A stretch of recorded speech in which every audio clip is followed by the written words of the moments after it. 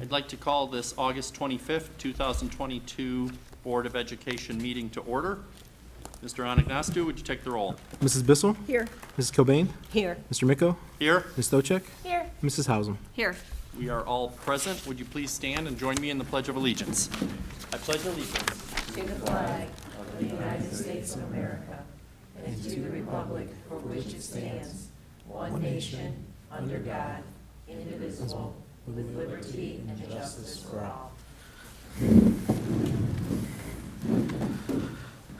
Next on our agenda is our district goals. Our district goals remains academic achievement and growth, financial prudence, and community engagement. And tonight I have a shout out for academic achievement and growth. And with the start of the school year, many of you are familiar with escape rooms, and I just wanted to give a shout out to Ms. Che from our computer science class at the high school, and she did some escape room activities with the students. They worked together to solve riddles and word problems and to complete challenges to open lock boxes. And Mrs. Tabor's third grade students worked on a math escape room that led to a pirate's treasure. So these are just different examples of teachers being creative, and with it being the beginning of school, I'm sure all the students were happy to escape summer vacation and jump back into school. So that's our academic achievement and growth shout out. Next, we do have some recognitions. I turn it over to Dr. Rybo. Thank you, Mr. Micko. At this time, I'm going to turn it over to Sharon and Haley to kind of give an update as to what's in store this year for our student achievement recognitions. You ready? We're going to start, I would think, have our first award probably at the end of September because school just started. We're kind of going to shift our attention more to students than teachers. Not that we don't love teachers, but we kind of did them last year. So this year, I think we're going to try and focus on students. So Haley's been a big help. She'll be emailing the principals and getting some names, and so that'll probably be the end of September, I would think. Yeah, probably the first one would be, Yeah. Okay, thanks. Right. And then next, I'd like to bring up Mr. Trujillo, our Director of Student Services, for another recognition for this month. Andy? Good evening, members of the board. I'm very happy to be up here tonight to recognize one of our awesome students from the high school. I've known her for many years. I'm going to ask her to come up for a minute. Paige Applegate, can you come on up? And I'm also going to ask Mr. Frederick to come up. He's a teacher at the high school. He loves this, trust me. So Paige is here tonight because she did something pretty awesome, and she represented Team Ohio for the Special Olympics this past spring, maybe, I think it was. She got a recognition from the mayor of Strongsville, but she was part of the 3-on-3 women's basketball team that won the silver medal in Orlando, Florida. I've seen her play unified sports last year at some of the different high schools. She got an awesome three-point shot and ball handling skills. You should check it out sometime. So it's pretty awesome. She said she started when she was about 8 years old. And so I know that I've known Paige for a long time, and she's probably like, how do you know me? But also her mom is here tonight too, and she works in our district at our preschool. Paige has a lot of fans here in the crowd tonight supporting her. Her coach, her parents, Mr. Frederick, who is an intervention specialist at our high school. He gets to work with Paige every day and see how awesome she does in our building and in our community. So I just want him to kind of come up and speak from the heart for a minute to tell us some of the things that she does on a day-to-day basis. At the high school, Paige, has been there 3 years. This is her third year. When she came in, we started the Derby, if you guys are aware of it. It's a school spirit shop. And she's been one of our greatest ambassadors. And then she's just a great role model in the school. So, thanks. Yeah, if you haven't seen the Derby at the high school, it's pretty awesome.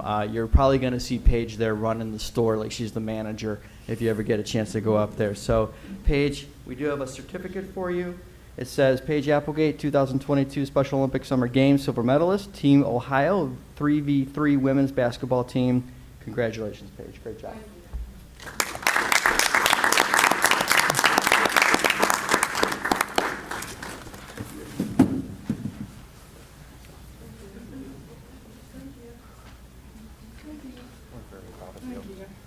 Congrats. Thank you. Congratulations. Thank you.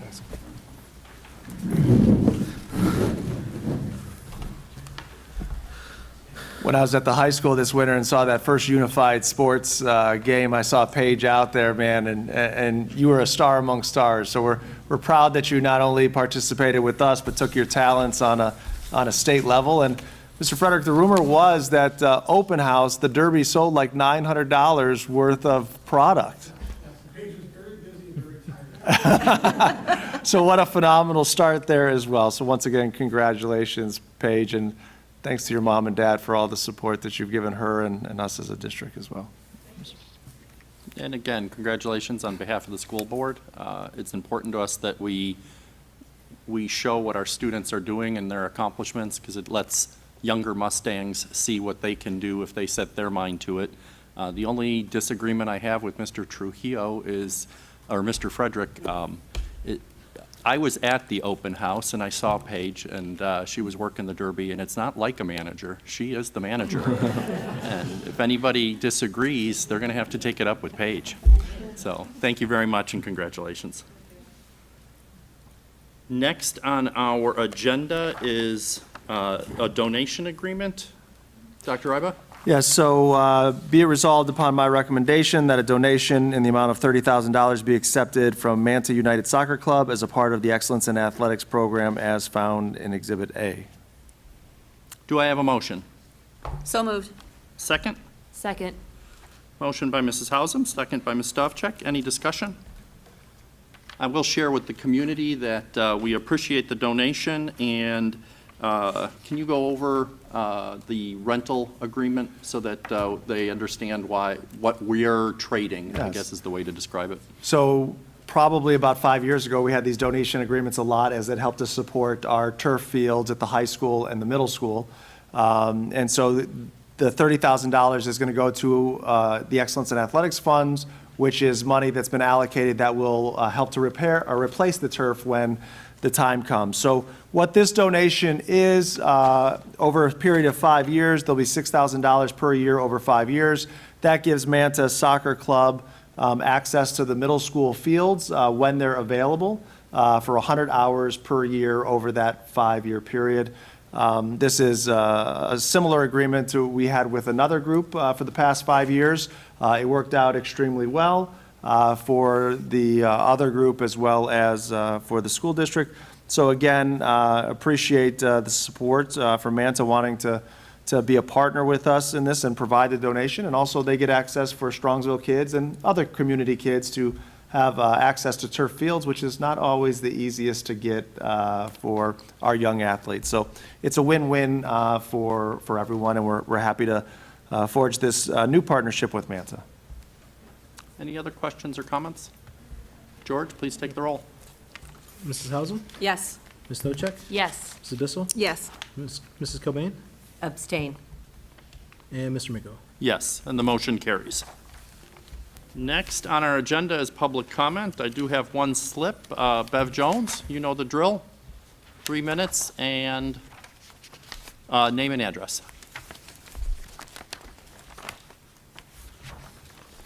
Hi, I am Beverly Jones, 15134 Camden Circle, Strongsville. Good evening. I want to start off by saying thank you. Thank you. I heard that our governor allocated like $289,000 or something for security funding for our schools. And you have hired resource officers for our middle and high school from that funding. And I want to say how much. On behalf of our parents, our taxpayers, and our voters, I want to publicly thank you, board and superintendent, for your wise decision-making actions to protect our students. I really, really appreciate that. Speaking of protecting our students, I was studying all summer about some terms that have come up even in these meetings and in introductions to some of our new faces around the district. And I keep hearing social emotional learning, so I looked it up as far as how the Ohio standards for social emotional learning are worded. And so I did some studying, and I have dozens of pages of definitions and explanations. And of course, I don't have time for that tonight, though I might draw attention to it in the future. But they use words like, that we really need to hear and help our students with, discuss something, identify something, recognize something, examine something, analyze something. Very important for our kids to learn how to do those things. But I just want to read from one of the portions called Social Awareness that uses the word participate. And that's what I want to talk about just for some seconds. Participate. See, I'm going to read 4 quick sentences with the word that start off with these words. The students will participate in cross-cultural activities. Participate in cross-cultural activities. Okay? For K through 2, grades K through 2, it finishes like this. And discuss differences, similarities, and positive qualities across all cultures and groups. For grades 3 through 5, it continues. And acknowledge that individual and group differences may complement each other. For middle grades, it finishes, and demonstrate respect for individuals from different social and cultural groups. For high school, it adds, identify unique contributions and perspectives of various groups and how the experience may change personal perspective. Now, these are from the Ohio Standards of Social Emotional Learning, and my concern is it can, not that it will, but it can open the door to activities and experiences that we may not necessarily want our children to have. Okay, so while I commend you, thank you so much, for protecting our students physically, I implore you to protect their mental and emotional innocence. Thank you, and have a great year. Thank you, Bev. Next on our agenda is approval of minutes. All district video and audio recordings are a permanent part of the minutes and available on our website. Do I have a motion? So moved. Second? Second. Motion by Mrs. Hausum, second by Mrs. Kilbane. Making sure I'm paying attention. Any discussion? Hearing none, please take the roll. Mrs. Hausum, Yes. Mrs. Cobain, Yes. Mr. Miko, Yes. Ms. Stochek, Yes. Mrs. Bissell. Yes. Motion carries. Next on our agenda is Treasurer's Report. Mr. Anagnostou, you're up. Thank you, Mr. Miko. I have several items for your consideration tonight. The first being the financial report for the month ending June 30th, 2022, which can be found in Exhibit B. I also have the supplemental report at your desk, or at your seats, as well as posted to the website as well for anyone to view. I do want to go over it, as June 30th is our last month of the fiscal year, so it kind of capitulates how we finished last fiscal year, the fiscal year that just ended, 2022. So overall, compared to the forecast, our revenues were $429,000 over our forecast, and expenditures were $984,000 under our forecast, for a total net impact to the cash balance of $1.4 million compared to the forecast. We ended the year with $62.3 million as a cash balance. And revenues, or compared to last fiscal year, it was $9.2 million higher compared to the previous fiscal year. Revenues in total, well, revenues for the month of June, we received 1.1 million compared to the prior fiscal year, 1.6. They were down mostly, I think this will be the last time I'm saying this, because now we'll have an apples-to-apples comparison for state funding. With the state funding formula that changed and the pass-through dollars coming out, our state revenues were lower, but our net compared to the pass-through dollars coming out was about $500,000 higher. Year-to-date revenues, we were $1.4 million less than compared to the prior fiscal year. Again, as you'll see, state revenues were about $974,000 of that due to the change in the state funding formula. And then also other revenues were down $717,000, which is due to refunds, prior year refunds due to the workers' comp reimbursements that were given as one-time dollars during fiscal year '21. And in comparison to the forecast, we had forecasted $83.4 million in revenue, and we received $83.8 million. The biggest difference you'll see is $420,000 in other revenue. Of that amount, $233,000 is for catastrophic costs. We had forecasted catastrophic costs at $300,000, and we received $533,000 in catastrophic costs, so $233 more than the forecast.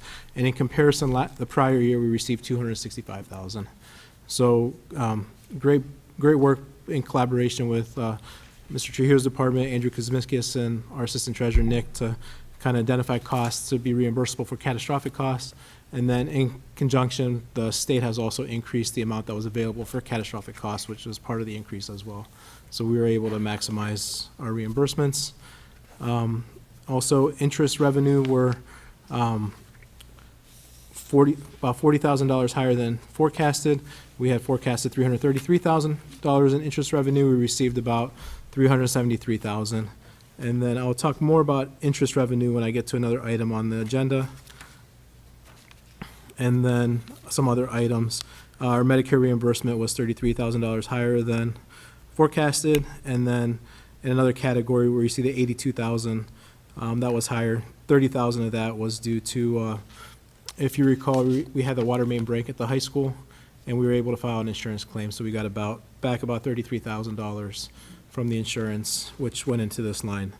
And then we also had higher kindergarten tuition payments that were made for this fiscal year that got recorded in June, pay-to-play payments, and then prior year fees as kids were ending the school year. So any questions on revenues before I move on to expenses?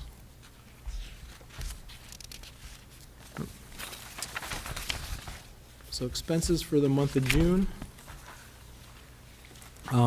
Expenses for the month of June were $6.5 million compared to the prior year of $6.9 million, closer to $7 million, down about $400,000.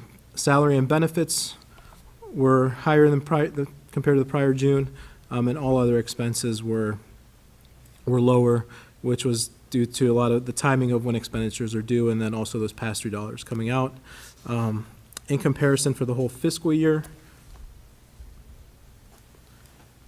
actual expenses for the fiscal year were $74.6 million, and the prior year expenditures were $73.9 million, an increase of $695,000. But you will notice salary and benefits were $2.8 million higher, which were netted against $1.9 million less of purchase services, again, which was the pass-through to community schools and voucher deductions that are now funded directly to the schools. And then in comparison to the forecast, overall, we're $984,000 less. We spent $74.6 million. We forecasted $75.6. Salary and benefits were $15,000 under the forecast, and then purchase services and all other expenditures made up the biggest difference. And a good portion of it is budget savings. Also in connection to, we also carried over $2 million of open encumbrances that go into the next fiscal year, but that's consistent every year. So that kind of washes out. But a lot of it, the way we do the forecast, we look at the budget and assume the budget will be spent. And in areas where we know that it won't be spent, we reduce that, but it could still be spent by the end of the year. So overall, about 1.3 less than what was forecasted. And any questions on the year-end summary?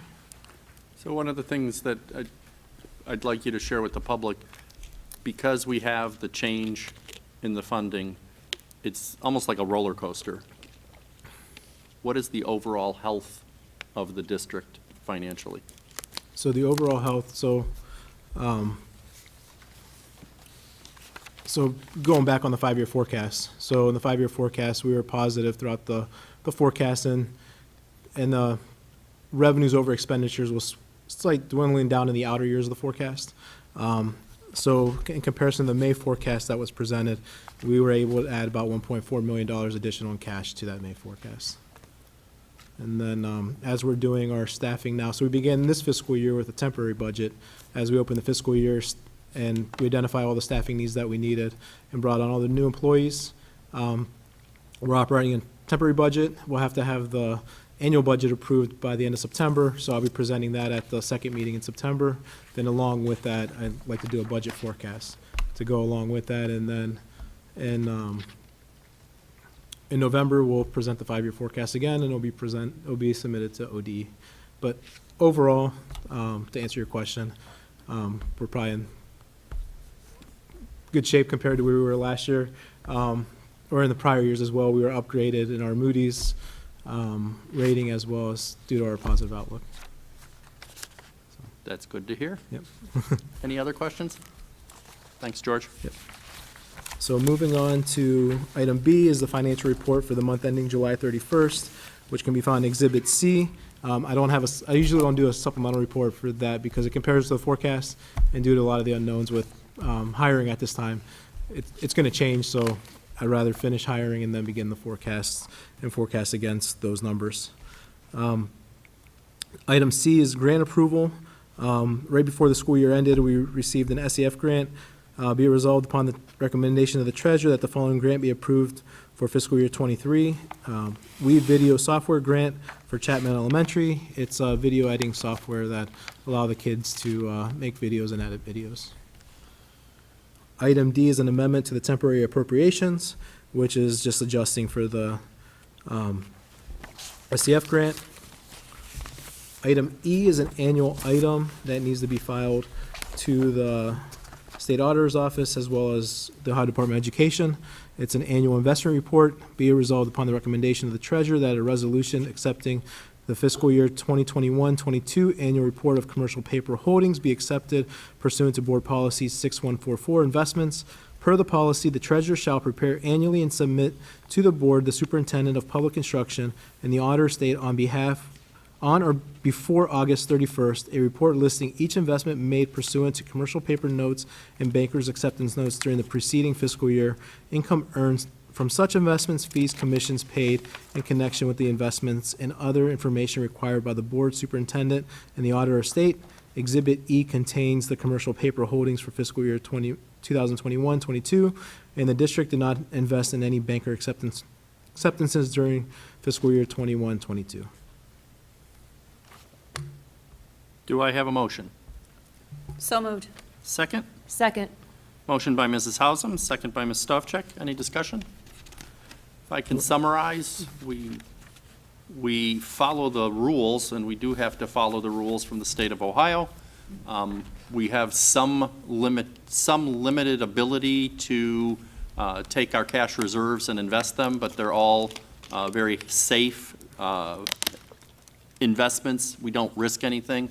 Any of you remember some of the wacky things that have happened in Ohio over the years? We do not have any coins. We do not have any other investments in risky speculative type areas. Commercial paper, it's all very safe, and it allows us to earn some interest, which we want to do, but minimize any possibility of losing the principal that we're investing. Right. Do you agree? I agree. Any other discussion?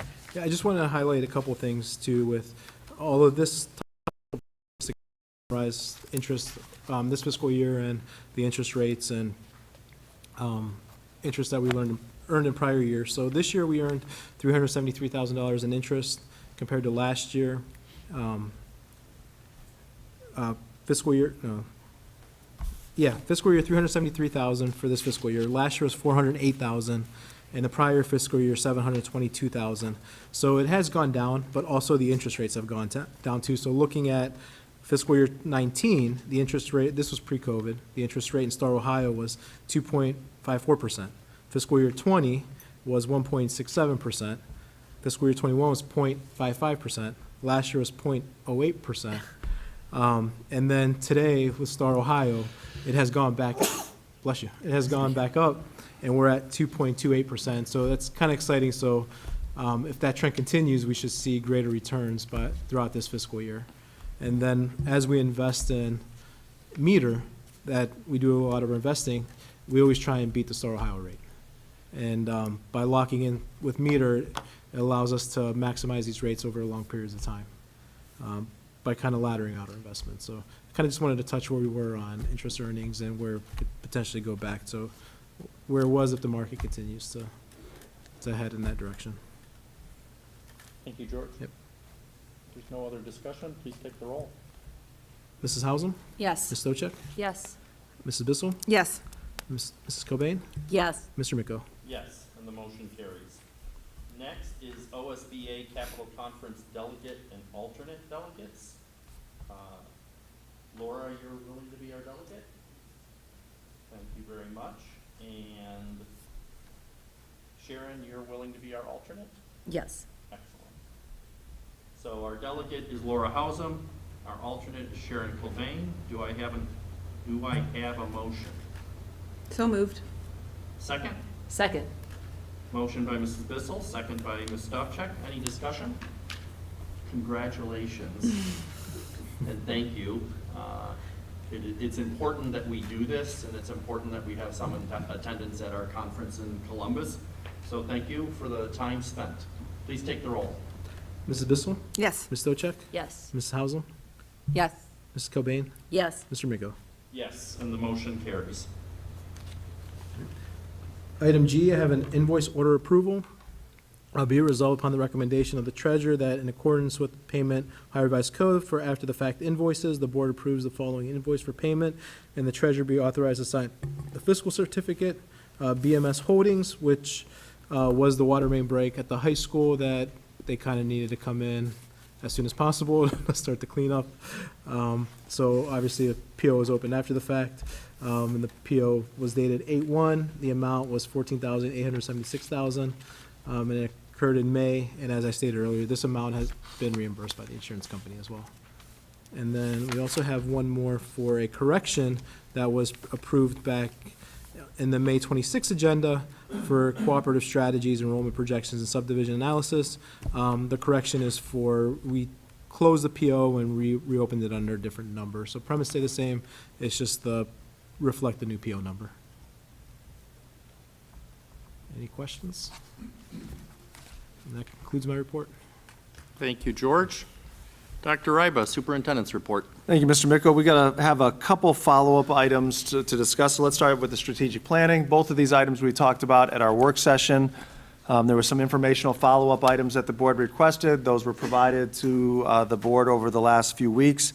And so where we're at is what I'm looking for tonight from the board is direction consensus, because none of these items need to be voted on. Depending on the consensus, they'll come to a future agenda where you would officially vote. So the first one from a strategic planning perspective is there's two options that the board needs to consider and provide guidance on with our strategic planning work for this year.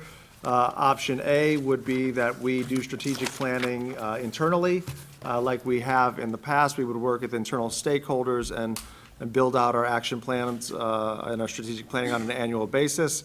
And the second option we would collaborate with a firm that helps support strategic planning efforts, and that would engage external community in the process through focus groups, surveys, things of that nature as well as, and that includes both internal and external stakeholders in the strategic planning process. So, Mr. Miko, I turn it over to you to lead the discussion.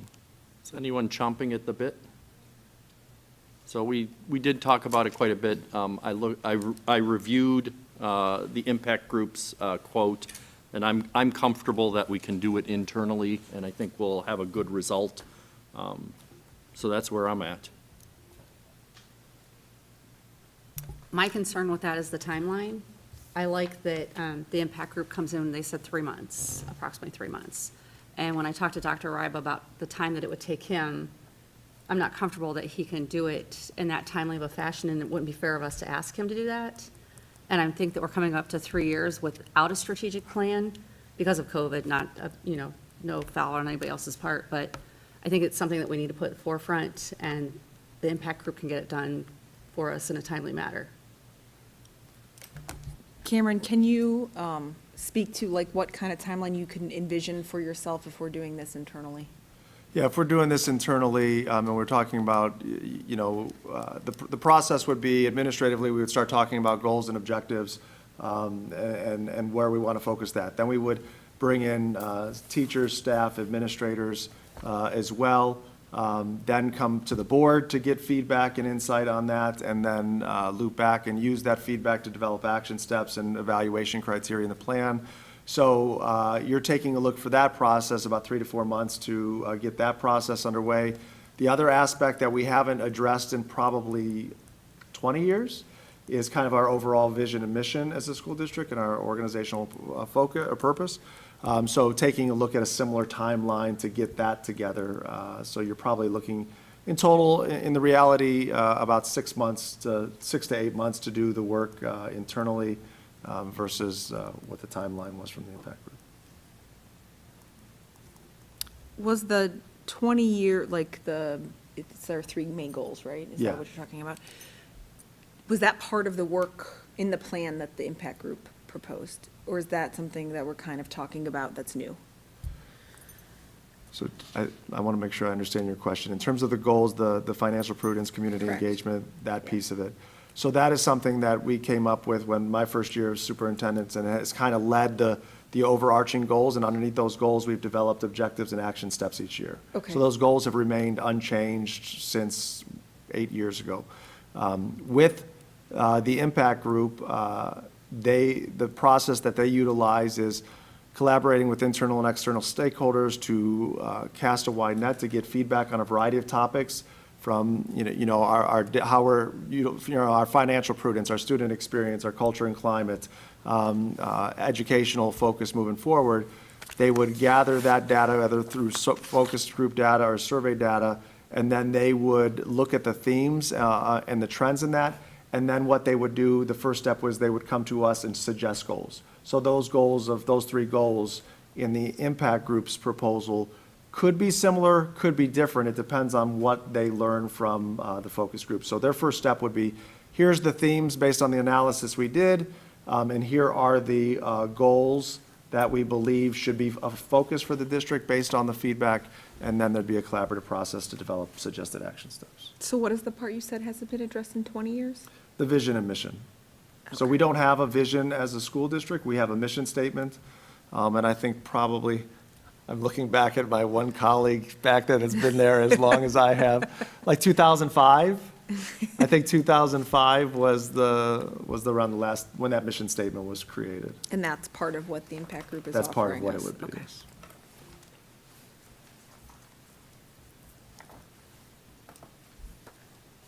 Haley or Sharon, do you have any questions, comments? How successful do you think they would be getting all of these focus groups? And, I mean, because we have a hard time, sometimes it's hard just to get a survey out or try to figure out, I mean, do they have like a success rate? Like, are they going to be somehow different than like if we were putting stuff out as feelers, you know what I mean? Like to the community? Like, I don't know if they would make that much of a difference, that's what I'm saying, on getting people in all of these focus groups, and I don't know how they do that. Yeah, so in terms of getting people to be involved in focus groups, we haven't really had a challenge with that, of people participating, because you're looking at like 8 to 10 people, and then having as many different focus groups as you would want to have. So when we've had focus groups in the past, we've had a number of people, depending on, people are interested in certain topics. Right. But we haven't had a problem in getting them involved, really. So if you take a look at who's going to be able to engage and get more people involved, I don't really think that's going to be a difference between internal or, we wouldn't do focus group if it's internal, but just for argument's sake. The difference is going to be when you do focus groups, it's qualitative information, right? It's going to be question and answer and dialogue and coding those answers and looking for themes. Everybody, all of my colleagues here, we've done focus groups. We did them for the solo program, right? We've done them for the levy. We've done them for a variety of topics. And it's the time and capacity to look and do that analysis when it's not, hey, do you strongly agree, disagree type of thing. That's where their expertise would come in. So I don't think there would be a difference in accessing community or getting community involvement. It's what do you do when you get all that information and you talk to 7 different focus groups and you ask that same question to 7 different focus groups. How do you take a look at and see the themes across those 7 different answers and focus groups, and then come to say, hey, in the aspect of student experiences, here's some themes that came out that may be some goals and objectives for the upcoming 3-year plan. I had kind of the same question that Laura had initially, so. Anything else that you need to share? No, unless there's questions, I feel like I've shared what we've followed up on, and So and the way I look at it, our next step is to determine whether we put it on an agenda for a vote. Correct, yeah. So, we'll have, when we create the next agenda, we'll determine whether we need to put it on the agenda, and if we do, we'll have the vote. Can we do that now? If someone wants to make a motion. What I'm concerned about is how long this is going, like, we're already looking, if we're looking at Dr. Ryba's plan, doing it internally, 6 to 8 months is February to April of 2023, versus September, October, November 2022. I'm worried if, we take another 2 to 4 weeks to make a decision, we're pushing that into May of 2023. And we've lost a whole nother year without a vision and mission. So that's my concern. I feel like we need to get a move on and start, deciding what we want to do. I don't disagree. I mean, I've already made my opinion known. There's nothing to stop board members, any board members, from making a motion and voting on it. We normally do that. This part of the agenda was for discussion. Okay. What part of the agenda should I do that? No, you can do it at any time. What I'm saying is our normal practice is we would put it on the agenda at a next meeting. So we would put it on the work session, September 8th, I think. September 8th. So is the- But if board members want to make a motion and there's a second, we take the vote.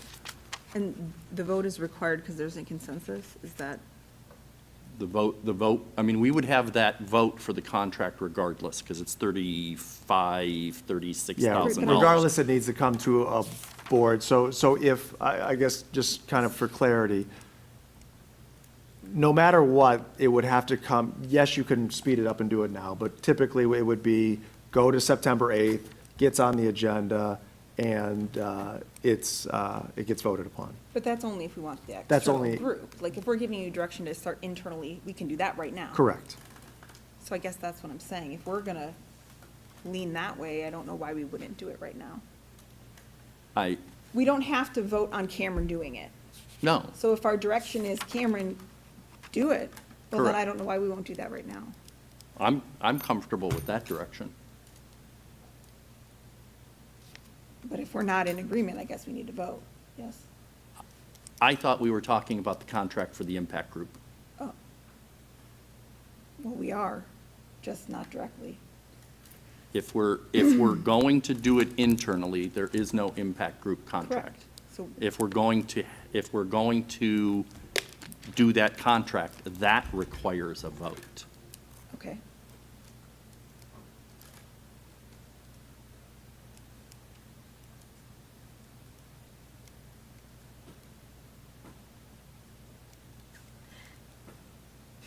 I'm confused. I'm more confused now too. So, So, we've had discussion. yes, So the question is there consensus to let Cameron do it?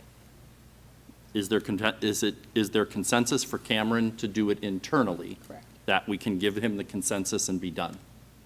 If there is will of the board for the impact group, that's a secondary vote, whether we do it now to address your concerns of timing, or I would recommend we do it at the next meeting. So is there consensus that Cameron is going to do it internally? I still have concerns about the time that it's going to take.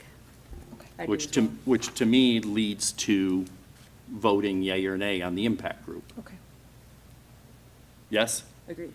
Yes, So I would. I agree. I will lobby for voting on it at the Yeah, next that's meeting. fine. I thought there might be consensus right now. Oh, okay. That's what I was getting at. Now I understand. Thank you. So we will determine whether it's going to be on the agenda for the next meeting for the impact group. Correct. Right. There's consensus that strategic planning will occur. Right. The question is how. You got it. Yes. Have I said that correctly? Yes. It's always fun to think out loud. Next is athletic coaching levels. Do you want to intro that? Correct. So last time, I shared with you the work that we've done over the past 6 to 8 months, looking at our athletic coaching levels, as well as opportunities we either wanted to bring back or new opportunities to bring to the district. The board asked for, different opportunities at the high school level. And as I shared with them and publicly, there's 2 sports currently that we don't offer, field hockey and bowling. In talking with our high school athletics department, we've got the other sport, it's not a recognized sport right now, but boys volleyball is another one that they'd like to see, as well as possibly intramurals in the future. Those were kind of the new opportunities that they said that they would like to see expanded as we move forward. But what we're here tonight to discuss is I presented with you some recommendations as to coaching levels that would start in the winter this winter season in 2022-23. I've got that as a hard copy in front of you. The direction and the guidance that I'm looking for today is, are you good with the recommendation as presented, or are there items, areas that you would like further discussion or for me to come back with? Because the timeline for us now is if we want to start in winter, winter coaches have been posted, but we need to add these additional positions to that. Athletic schedules need to be made for those that are new opportunities. So that's the direction that I'm looking for, and Mr. McCall, I'll turn it back over to you. Is anyone burning to start the conversation? I'm sorry? So I'll start. I'm generally supportive of the idea that we have to address our athletic supplementals. If you take a look at football alone, George, how many additional, I think it was 40 at the high school and 10 or 20 at the middle school? Or maybe I have that around, but it came up with our. 60-some. I'm sorry? I think it was a total of 60-some combined. Yeah, so I mean, we have 60 new athletes playing football. We need to make sure we're doing that well. So adding back some supplementals from previous cuts makes sense to me.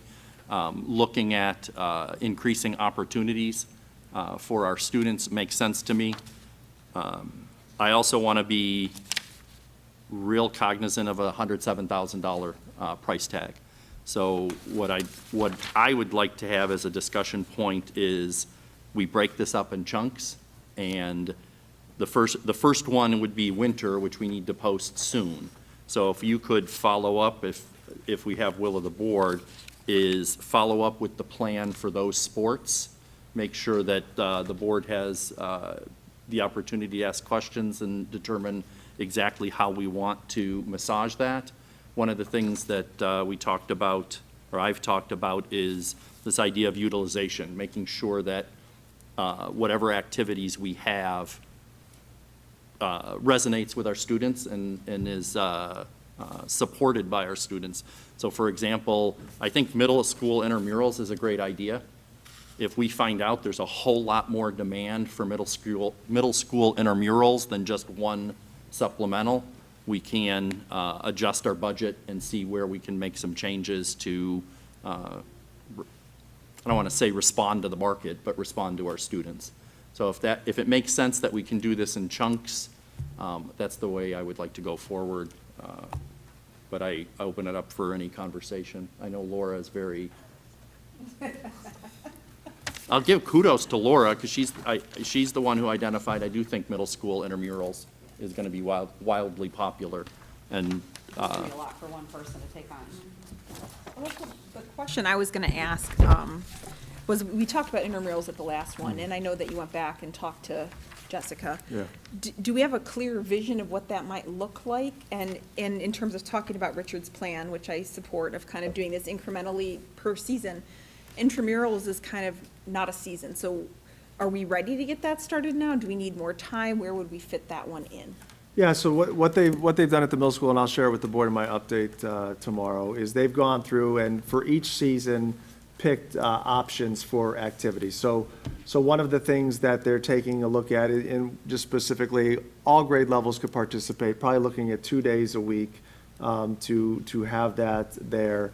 And then what they're looking at in each kind of season is 1 to 2 mainstream sports and maybe 1 to 2 not so mainstream sports or activities.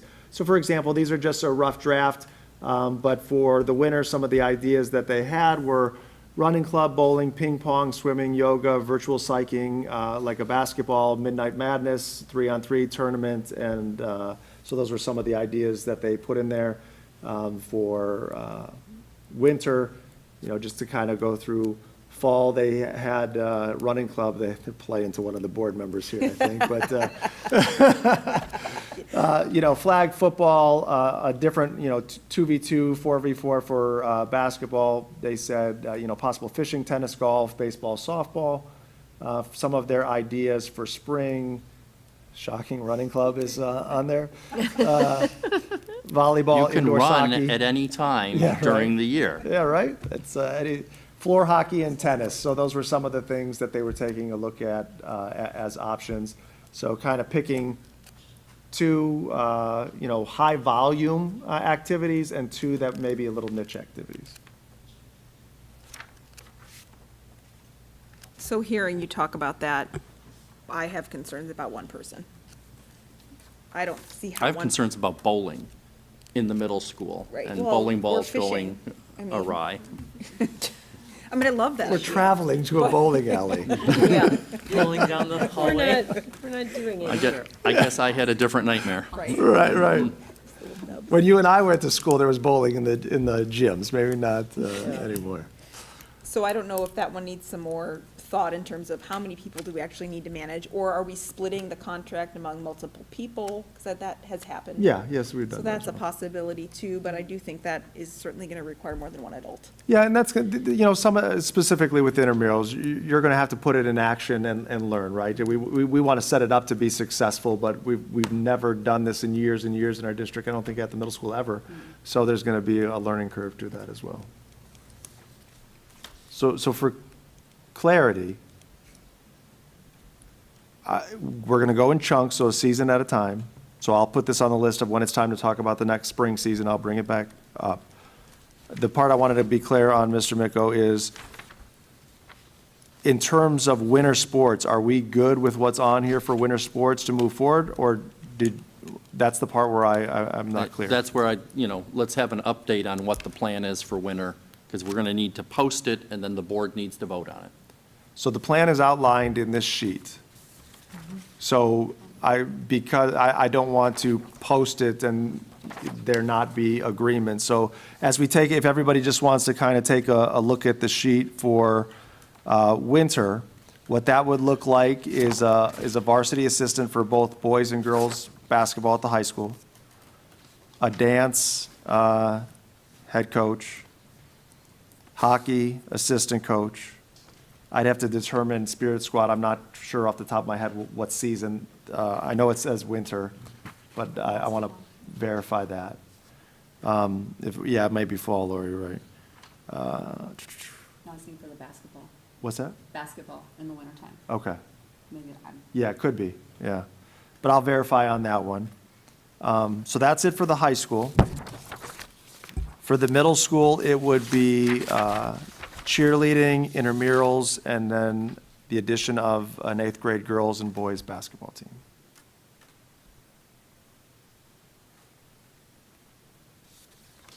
Which I would think that, when do those teams try out? It has to be fairly soon. I know high school starts I think early November is when winter So we got a season little starts getting going. Okay. Basketball's typically like end of November, Yeah. first week in December. Yeah. So if they're going to do these, yeah, that's a lot to get going. I'm just worried you're going to overwhelm someone. They have to get it out there, have tryouts. Yeah, so that way, if we're good with the winter schedule, or the winter as presented, then we can get moving on our end, communicate with folks so they know what to prepare for. That gives them a couple months head start. And then we can start talking about spring shortly thereafter. I'm okay with it, and I do think that starting the intramurals as soon as possible, if we're gonna have to have a relatively steep learning curve on that one, we should start Yeah. sooner. I'm good with it. I think the more the better, as long as who's ever, they can handle it.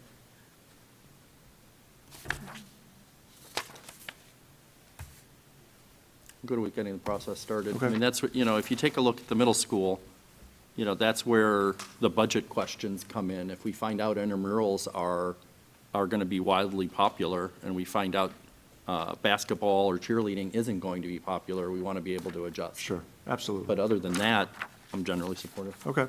So based on the consensus, I'll move forward with the winter. I'll loop back with the board on the Spirit Squad once I get clarity on their season, and then we'll kind of debrief from there. Is Spirit Squad different from cheerleaders? I'm not. is that- Yeah, Spirit Squad supports our students with disabilities. Oh, Some okay. communities call it Sparkle Team. Okay. So Spirit Squad is cheerleading for our students with disabilities. Okay. I wasn't sure. I have the direction that I needed on those two items. Any Yeah, other yeah. questions or discussion on that, Mr. McGo, or from the board? I'm good. Anyone else? I'm good. All right, thank you very much. With that, I'll turn it over to Steve for our business service report for the month. Good evening, everyone. The first item under business services is the security contract addendum. This be resolved upon the recommendation of the superintendent that the Board of Education approves the security service contract addendum for services at the high school with Allied Universal. The security officer will be paid straight time of $23.95 an hour, and then overtime is $36.68. The rate structure will be effective August 19th, 2022. All services will be paid out of the parking lot fee revenues in the high school 018 fund, and that is found in Exhibit F. Do I have a motion? So moved. Second? Second. Motion by Mrs. Hausum, second by Ms. Dovcik. Any discussion? Take the roll. Mrs. Hausum, Yes. Ms. Stochek, Yes. Mrs. Bissell, Yes. Mrs. Cobain, Yes. Mr. Miko. Yes, and the motion carries. The second item is the copier and printer maintenance agreement. Be it resolved upon the recommendation of the superintendent that the operations manager be authorized to renew the agreement with Meritech for service and supply program for the district's copiers and printers. This agreement is to be effective for 1 year from September 4th, 2022 to September 3rd, 2023, and the cost will be based on the monthly meter program that is found in Exhibit G. The third item are some gifts to the district. The Strongsville football backers made numerous donations to the football program for the 2021 and 2022 school year, totaling $58,325 as listed in Exhibit H. Strongsville Basketball League made numerous donations to the basketball program for the 2021-2022 school year, totaling $31,538 as listed in Exhibit I. Sean Hype, owner of Mind Glow, donated art supplies including multiple size brushes, paint sets, oil pastel sets, with estimated total value of $12,000 to be distributed to Strongsville Middle School and the district elementary schools for student use. Mrs. Marge Tabellian made several donations totaling $1,540 in memory of Mike Tabellian, grandfather of 11th grade student Lily Vassell. These donations are to be used for the orchestra and symphony, and St. Joseph's Catholic Church donated gift cards totaling $500 to be used for students in need at Whitney Elementary School. The fourth item is also a gift. The Strongsville Athletic Boosters made numerous donations to the athletic program for the 2021-2022 school year, totaling $78,000. $862.31, as listed in Exhibit J. Do I have a motion? So moved. Second? Second. Motion by Mrs. Bissell, second by Ms. Stavcek. Any discussion? On behalf of the board, I will say thank you. It is tremendous to be accepting $78,862.31, which is the work of many volunteers and many donors for the benefit of all of our athletes. I'm gonna jump in and thank the football backers in the basketball league for their substantial donations, 58,000, 31,000. This is part of the puzzle to have the great programs that we have. We're voting on the athletic boosters separately because I'm assuming we'll have someone abstain, and I'll let Laura explain it. Any other questions or comments? Take the roll. Mrs. Bissell? Yes. Ms. Stochek? Yes. Mrs. Hausum? I'm abstaining due to my husband's involvement with the athletic boosters. Mrs. Cobain? Yes. And Mr. Miko? Yes, and the motion carries, and again, we thank Mr. Hausum for all of his leadership, and we thank everybody involved with all the athletic boosters and the other donations. Any questions for Steve before we allow him to escape? Thank you, Steve. Thank you. Next, we'll have Aaron Green, our curriculum director, come up with the curriculum report for the month. Aaron? Thank you. Good evening. I have 6 items tonight for your consideration. The first one is a contract with Ronald Stewart and Associates, LLC, for consultative services for July 1st, 22 to June 30th, 23. We utilize Ron for some of our federal grants, just to ensure that we keep compliant with all of the new laws and regulations as they come to us.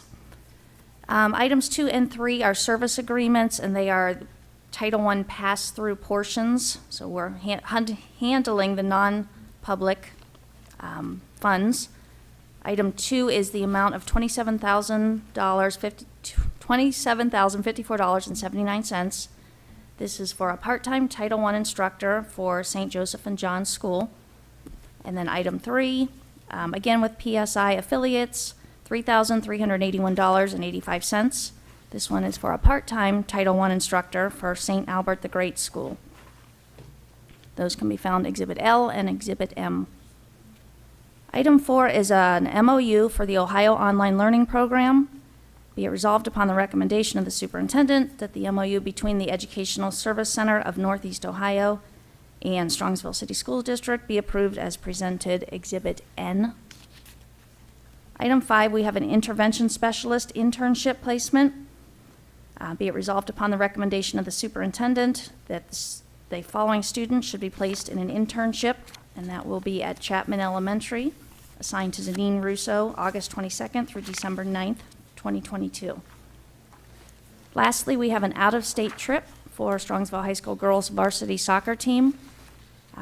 Be it resolved upon the recommendation of the superintendent, permission be granted for the team to travel to Boston, Massachusetts to participate in a soccer competition. This is October 13th through the 16th of 2022.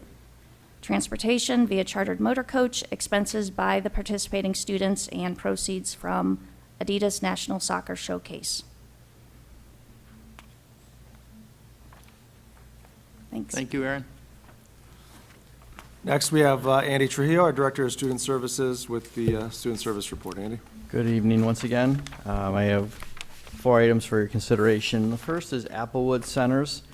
Be it resolved upon the recommendation of the superintendent, the Strongsville Board of Education enters into an agreement with Applewood Centers operating an educational institution known as the Garrison School for placement of students with disabilities for the 22-23 school year at a cost of $45,695 per student, as seen in Exhibit O. Next is Monarch School of Belfair Jewish Children's Bureau.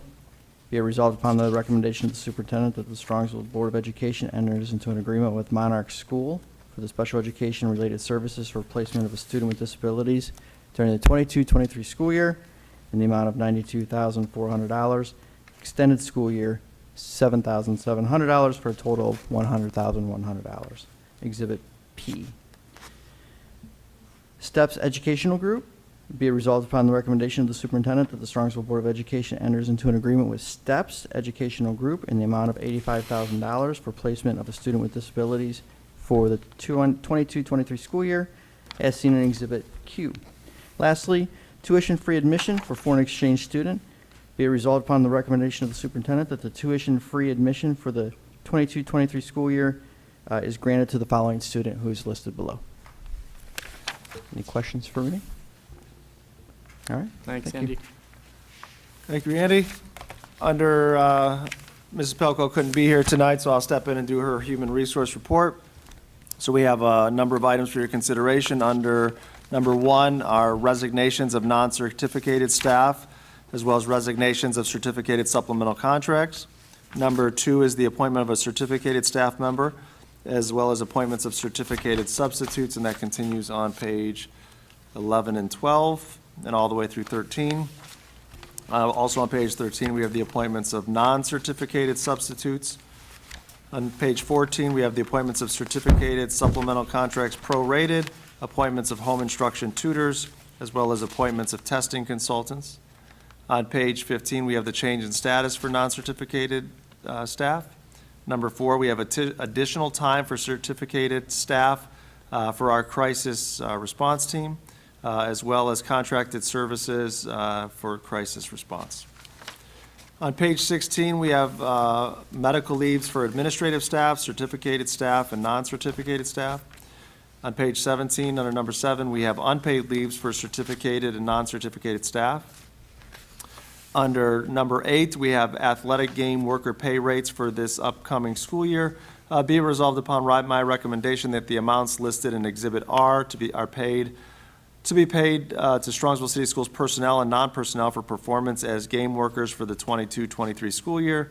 Amounts are to be paid through the arbiter pay from the athletic fund. And per George's recommendation, this is something that will now be an annual agenda item for the board to consider these rates. Number 9 is a resolution for substitute licensure. Be it resolved upon the recommendation of the superintendent that the board approves a resolution authorizing employment of certain individuals granted temporary substitute licensure in accordance with House Bill 583 as stated in Exhibit S, and that requires a vote. Do I have a motion? So moved. Second? Second. Motion by Mrs. Hausum, second by Ms. Stavcek. Any discussion? For the public, this is House Bill 583, which allows us to hire till the end of this school year? When is it grandfathered? It goes on for a little bit, but it's an annual approval we have to do. To give us some flexibility to hire substitutes that don't have traditional teaching degrees, and we do still require a bachelor's degree, correct? No, this actually allows us to hire substitutes without a bachelor's degree. Thank you. So we have internal criteria we we use. But ultimately, it allows us to deal with any shortages that. Correct. If you've watched the news, every school district in the country is dealing with right now. Any other discussion? Please take the roll. Mrs. Hausum, Yes. Ms. Stochek, Yes. Mrs. Bissell, Yes. Ms. Cobain, Yes. Mr. Miko. Yes, and the motion carries. On page 18, number 10, there is a correction. Be it resolved upon my recommendation that we make a correction to the June 30th agenda and update Steve Diedrich's salary placement from base to PL1. Continuing on in your addendum, you have some green sheets in front of you. Under number 1, we have a resignation of a certificated supplemental contract. Number 2, we have appointments of certificated, non-certificated, as well as administrative substitute staff. We have the appointment of a certificated substitute. We have appointments of certificated supplemental contracts, prorated, and other supplemental contracts that are paid at a lump sum. At the bottom of page, well, it doesn't have a page number, so bottom of that green page we're on, you have appointments of certificated district substitutes. Under number 3, we have change in status for non-certificated employees. Number 4, we have additional time for certificated co-teaching planning and module design. That's there for your consideration, as well as additional time for a leadership staff member. We do have a retirement of a non-certificated staff member for your consideration. On the next page, we have educational upgrades. So as we've shared with the board, but for our public as well, our staff go to school, go to class, they take classes, it increases their education, that changes their pay, as well as we have a number of new employees. When you approve an employee in our district for the first time, they're placed at the salary schedule at BA 0, and when we get verification from other districts and their transcripts, those adjustments are there. So that's what you see under 12 for a variety of staff members. And the last item in the addendum is to approve chaperones over the next 5-year period as volunteers in our school district. So that concludes the human resource report unless there's questions. It seemed like there was a lot of summer school going on. Yeah, right, there's a lot going on. Everybody's always working to get better, so that's great news for our kids. So the last department is technology, and we do not have any items this month. So with that, that concludes my report. Any follow-up questions for Cameron? Next on our agenda is report on Polaris Career Center. Michelle? Yes, Polaris had a very successful start to their school year last week. They started the day before we did, 2 days before we did here, on the Monday. They have 899 students currently on their main campus, so that is extraordinary. And they had a 95% attendance rate that first week too. So off to a great start there.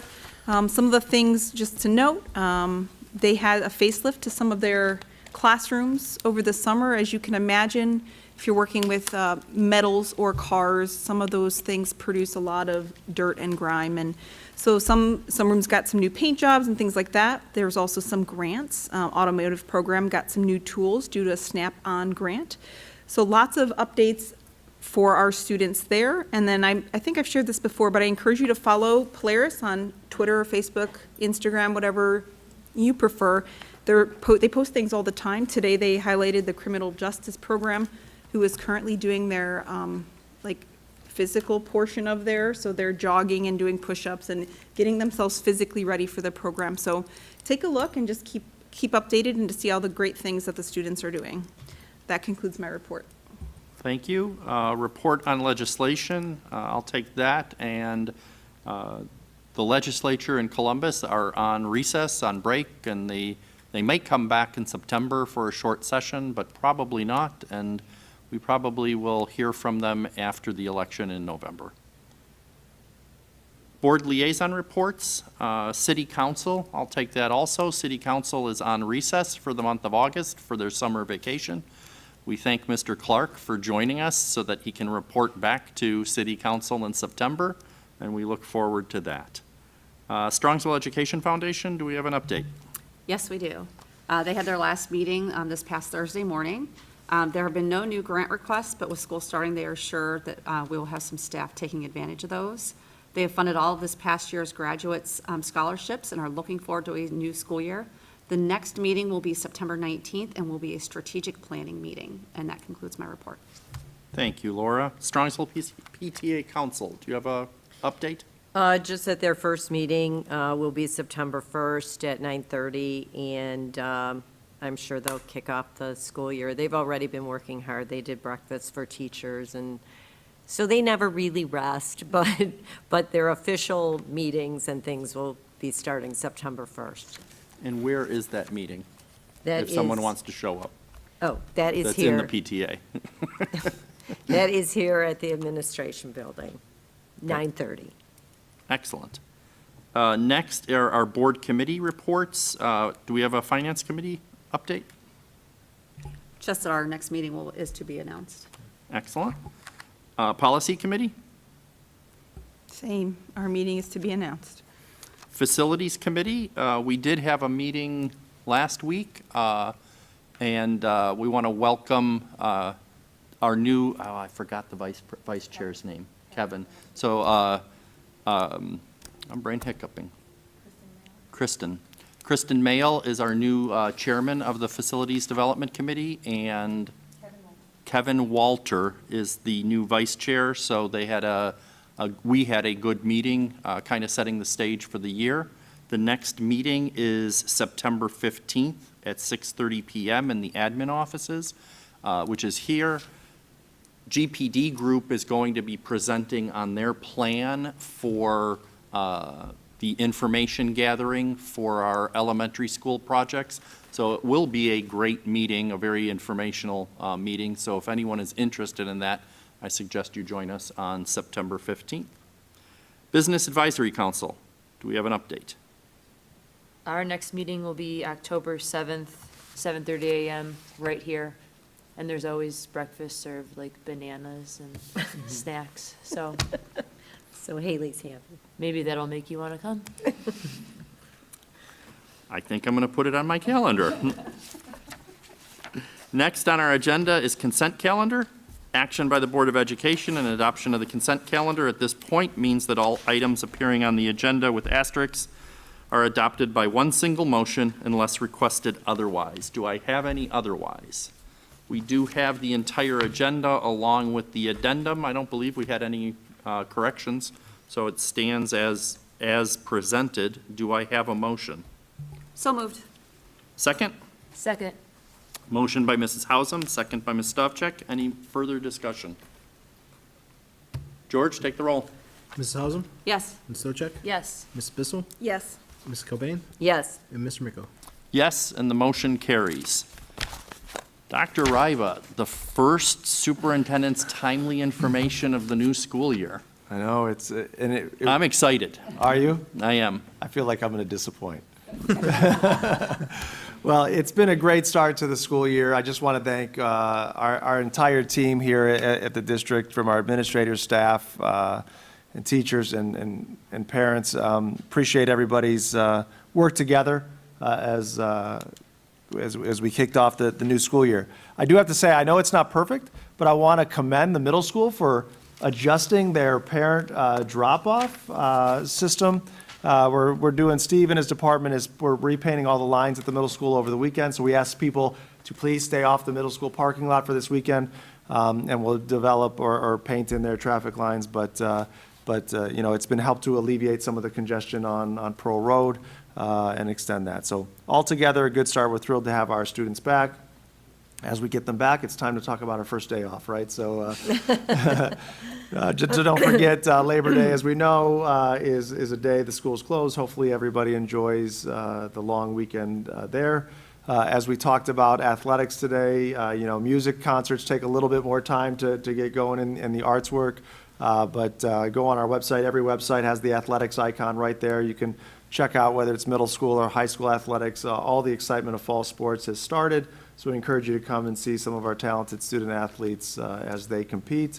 And just as a reminder, Here Comes the Bus app is up and running. We had some technical issues that we had to figure out earlier in the school year. But just as a reminder, to get it work, you have to reset it. You have to remove your students and put them back in to get it to adjust accordingly. And so that's a great tool for you to see where your children are at and what are the buses at in the morning, so everybody gets to and from school safely and on time. So with that, those are the timely informational items I wanted to share.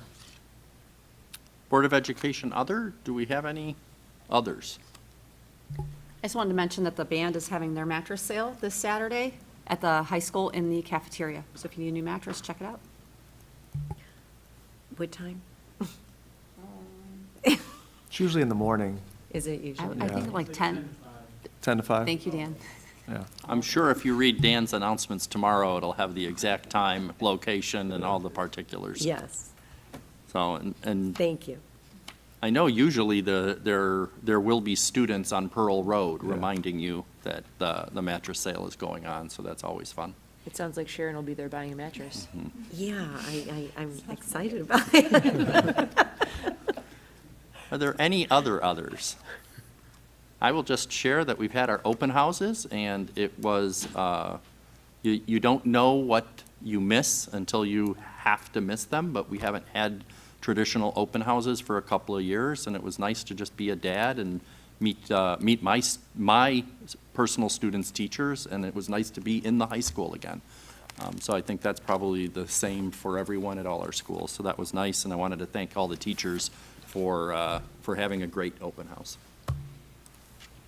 Meeting notification, a regular Board of Education meeting work session will be held Thursday, September 8th at 7 p.m. in this building at the meeting room.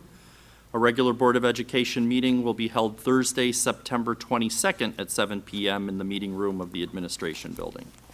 We do have reason for executive session on the topics of To consider the employment of a public employee and to discuss details relative to the security arrangements and emergency response protocols for the Board of Education.